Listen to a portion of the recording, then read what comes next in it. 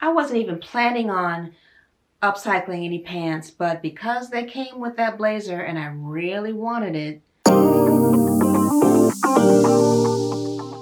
Hi everyone, and welcome to my channel. If you're new here, my name is Kyla, and if you're one of my returning subscribers, thanks so much for stopping by. And yes, from the thumbnail, you've probably already figured out that I've found something to upcycle this time instead of sewing from the beginning. Let me give you a little bit of backstory on how I even came across this jacket and why I was looking for it. I was looking for a dark brown wool blazer, kind of oversized, but a little bit of a silhouette. And I did come across something. I found something on this site called, the brand name is Me Plus M, or sometimes it's referred to as Me and M. I don't believe that they're an American brand. I think they're from Europe somewhere. I'm not sure where. So I really liked the blazer, but I didn't like the price. It was over $600, and I said, no, not now.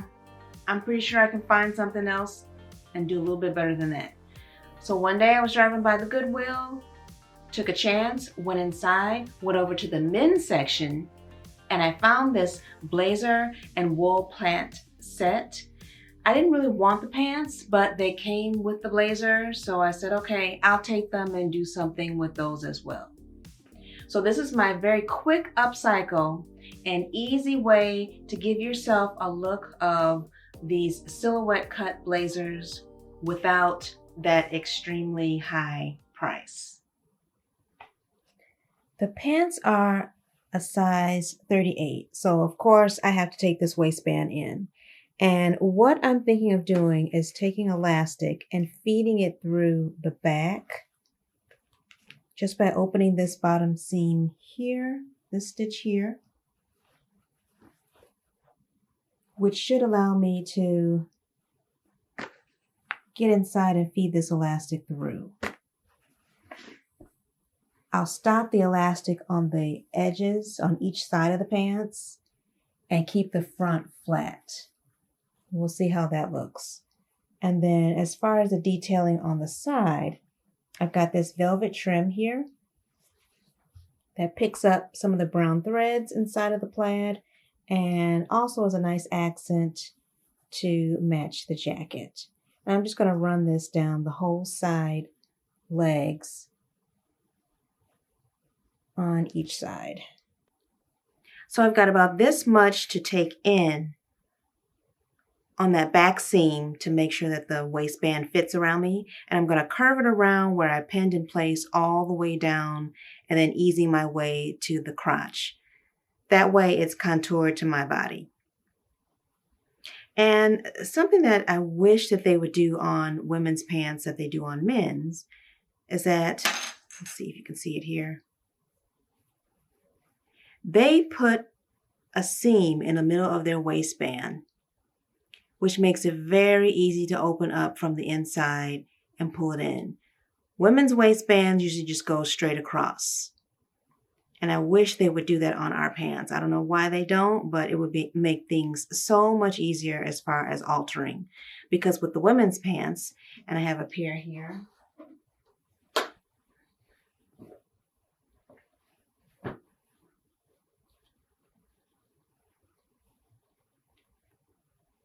there's no seam. So all of this has to come off, and then you go about making maybe darts, and the seam is just on the actual seat of the pants and the back of it. I don't know why that is. I'm sure there's some explanation, but it would just make life so much easier if they did this on women's pants too.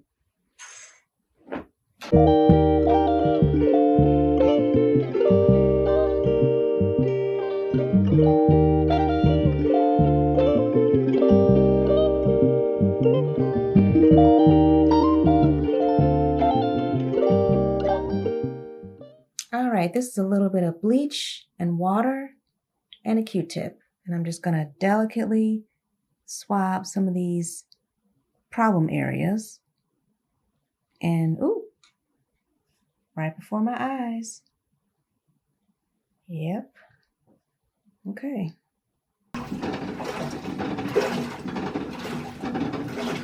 All right, this looks much better than it did when I had all the stains to clean out, but it looks like everything's been removed and a little bit of bleach on a Q-tip worked and they smell much better. Now I can go about pressing them, putting their crease back in place, and I'll start with pulling the back in. Okay, so I took the pants in about 3¼ inches and then just kind of worked my way down and curved to the back side so that it wouldn't be too straight and would just kind of curve to my body. So now all I need to do is just trim off the excess and then I'll just finish it off with my serger. And I was very careful with matching up all of the stitch markings on the inside so that the outside will line up.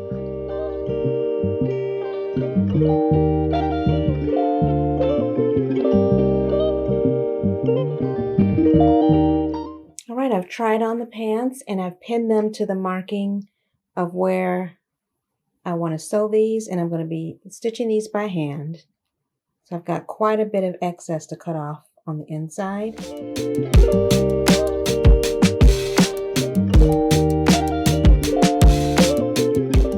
Okay, so I'm trying to decide which one of these shades of brown will look best, and this velvet trim kind of looks different depending on how the light hits it, but I think these are too red, too reddish brown.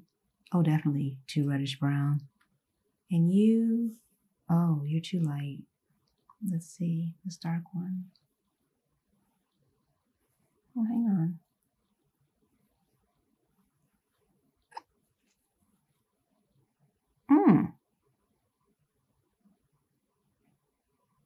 The darker. Yeah, the darker one definitely pulls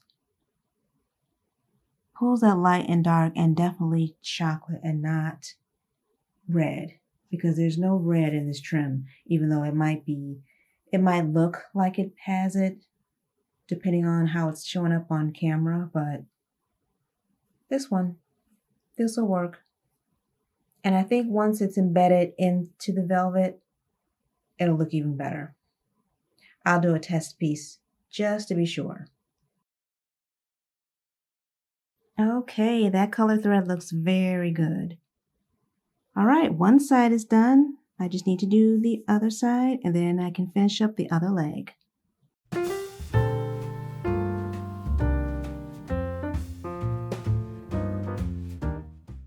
So these will be the two seams that I work on in the front as far as bringing it in. There's two lines here leading right on top of the pocket. I'll stop short there. And then on the back, I'll stick with altering the middle seam just halfway down the back and then stopping like at the small of the back. I'll start pinning that in place and then go from there. Luckily, the sleeve length is fine, and I do like the width of the shoulders because the shoulder pads aren't too heavy, so that should work out as well. I'm definitely going to change these buttons.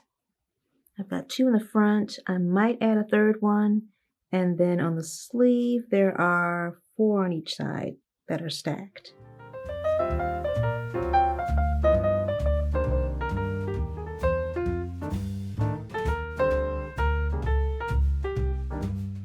Okay, I've made my markings and pinned it in place from the inside, just on one side of the jacket, and you can see it's starting to take shape of a soft curve. So I'm going to stitch that with just a light basting stitch and try it on and see how it looks.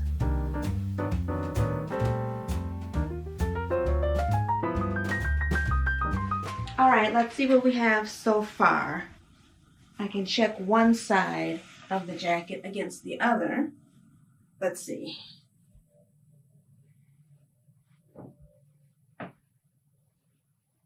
Okay, that's the pin side. And, oh, okay, here's the shape. And I like where the sleeves hit. This one is pinned up This one is not. It's still long. Okay. I just can't get with this buttoning this way though. So you know what? I'm thinking, hey, I may, okay, that third button, I think I'm going to add that. And then bring the right side over the left. And then change the position of the buttons to this side and make buttonholes on this side. Yeah.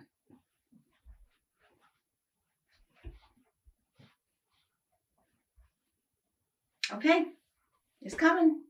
Woo.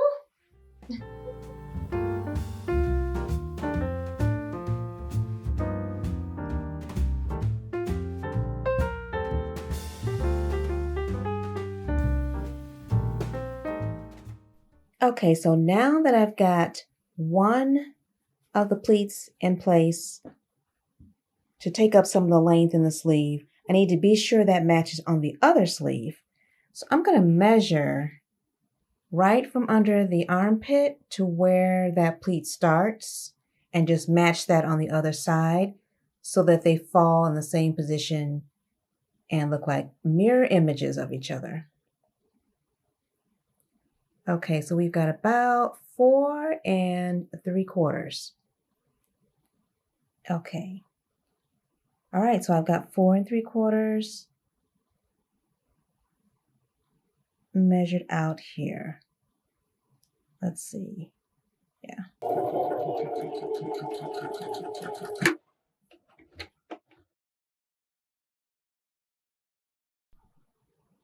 Now on to changing these buttons. I like how they have these buttons stacked, and I plan on doing the same technique with the new buttons that I replaced them with. And here are the new buttons in place. They are so regal. You know, the more I look at this, the more I think that this can be double-breasted. And I can do 4 buttons because I've got so much fabric to work with to pull over in the front. Okay, now I'm rethinking that single-breasted look. I might change things around.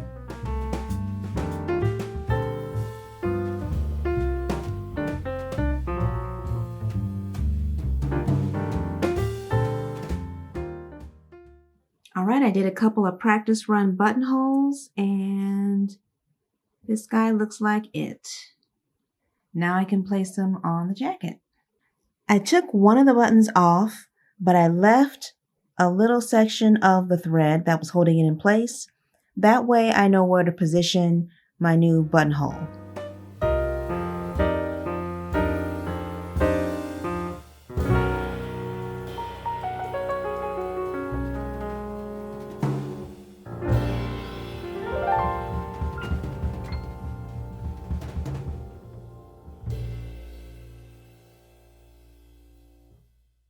All right, so I've got the buttonholes in place, and I took the last 2 buttons that were this size from the store, and they're having a hard time getting more in, so I may not be able to get another pair to put on the opposite side. But you know, as I look at it, I kind of like it with the single-breasted look. So if they don't get any more in stock, I'm fine with it. I like how it comes out, and it's not bothering me that it's not completely lined up with where the V is as to where the buttons start. I kind of like that offset look. All right, so now I can style this up, and I really am glad that I went in Goodwill that day because $17 for a wool jacket and pants, I think is a good price. And when I do thrift, which isn't often, I go for natural fibers. I'm not thrifting fast fashion. It's already got half of its lifespan expired. Give me something that's going to give me a lot more years. And the lining was intact inside. All the seams were good. There was no fraying, no peeling, no burnished marks. So yeah, I lucked out with this one. So now both the blazer and pants were $17. And yeah, there are some prices in Goodwill that are questionable as why they're so high, especially when all their items are donated. But I did think that for this set, that was reasonable. I wasn't planning on doing anything with those pants. I wasn't even looking for pants, but since they were included, I thought, you know what? I've got some velvet trim at home, and I'll just add that to them, take the back in, and then hem them a little bit. I didn't have to hem them too much, so I'm thinking that the gentleman that donated these items, or whoever donated them for him, was kind of short in stature, but a little bit wide, because the jacket has got some pretty pronounced shoulders, which I like. I left those in place, as you can see in my in the cutaway here. So I like how those were cut. It was easy for me to pull in the side seams, the back a little bit, and turn it into double breast because I had so much fabric with the width of the fabric to work with. So as you can see, sometimes upcycling can save you money rather than sewing something from the beginning, especially with a fabric like Mongolian camel hair, which is what that jacket is made out of. I knew I couldn't beat that price with making it from scratch. So I kind of lucked upon finding that jacket and then just adding different buttons to it. Upcycling is also a good way to really dip your toe into the construction of a garment.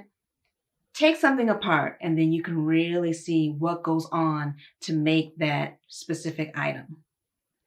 Well, that brings us to the end of today's video.